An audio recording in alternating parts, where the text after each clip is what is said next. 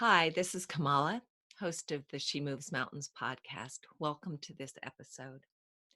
Right now, we're in the middle of the holiday season, and I'm having some mixed feelings about the holidays. On one hand, there's the joy of the season, and on the other, I have some misgivings. There's some weight about the holidays. Or maybe it's not the holidays, maybe it's about the situations in the world. And that adds to a little edginess for me and disappointment. Um, so the holidays feel a little tinged with something that's not joyous. So, on one hand, I want to be talking about the joy and the celebration, the goodness of the holidays. And yet there's something that's been troubling me. And, you know, granted, my mother-in-law passed this last month. And so there's a tinge of sadness um, and grieving in our family. And also, I think there's, for me, um, the whole situation in the United States and around the world. There's just so much turmoil and divisiveness and anger and bitterness. It's just pervading everything. So I think, I just have these mixed feelings about the holidays. And I want to be sharing about the good things, but also acknowledging that there are some of the things that are troubling. And I happened to find something the other day about um, this gentleman has written something that, gosh, I wish I could have written, you know. And how many times does that happen where you'd like to say something, but you find someone else has written so beautifully that it captures exactly what you'd like to say and better than you could. So in this case, that's what happened to me. There are so many things that I wanted to express. And this gentleman just did it beautiful, but it just captures the essence of of what's meant. So anyway, this gentleman, his name is John Pavlovitz, and I'm going to read this because it's just too beautiful, and I want to get it right. So he writes, "I'm not writing this to everyone. I'm writing this to you, the person whose heart is heavy today, the one for whom this day is not merry and bright, the one who doesn't feel at all like singing. I'm writing this to you who face subtraction today, who feel the combined attrition of all the losses you've accrued this year, the people who have died, the ones who left voluntarily, those you've had to push away to protect yourself. I'm writing to you who've seen the end of something you loved, the dream that dissolved despite how much you gave to make it, the dream that dissolved despite how much you gave up to make it real. All the things that you wish to be true right now and should be true, but are not. I'm writing to those who have watched their best attempts to save their marriages not be enough, who are finding themselves no longer half of the whole they once felt securely part of, those who have a different set of chairs around the table, far too many of them empty. I'm writing to you who are grieving, those sitting vigil in hospital rooms praying for good news, those who just got test results back and have heard the worst, those who are spending this day planning a memorial service instead of a holiday celebration. I'm writing to you whose personal demons have gotten the best of you, who've been visited at the very worst time by depression and addiction and self-hatred, those whose greatest threat to joy right now is an inside job.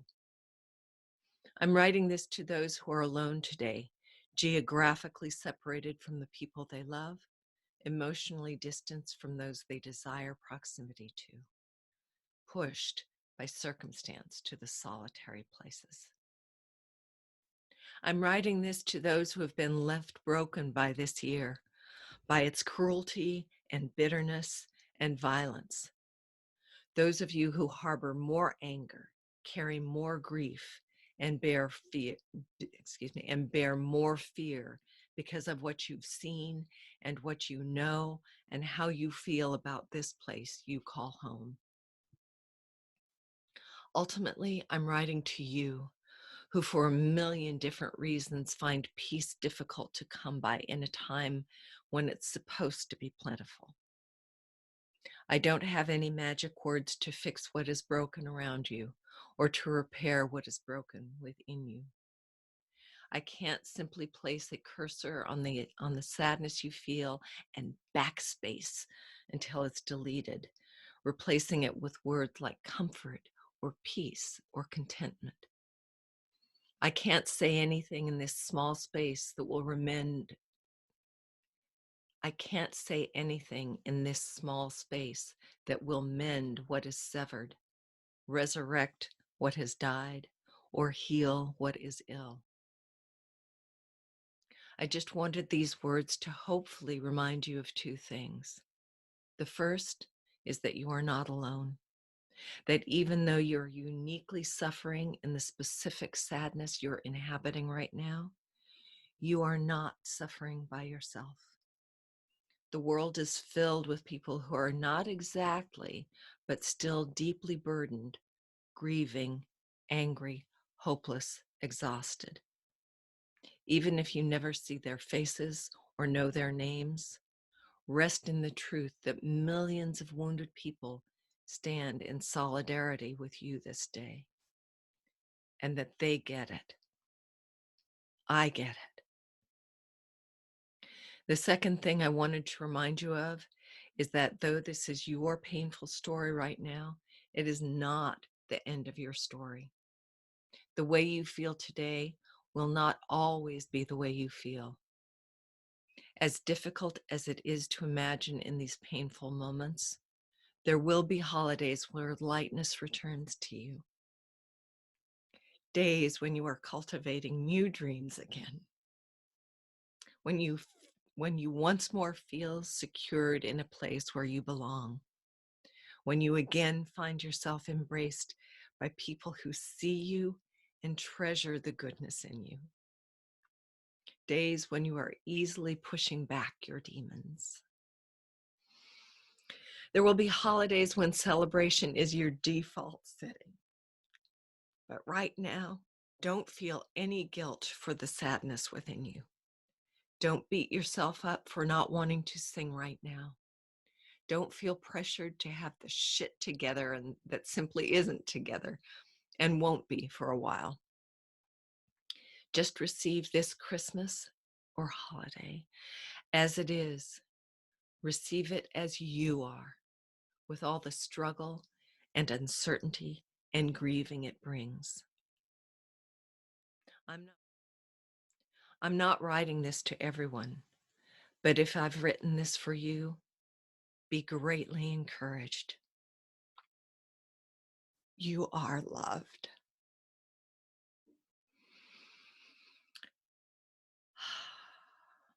I invite you to take a breath and let that in.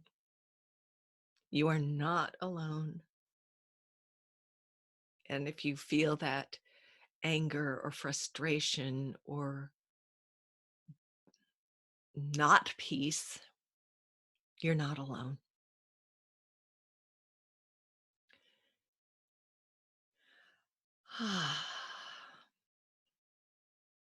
Again, I think Mr. Pavlovitz captured something so beautifully and so eloquently that I had to share it.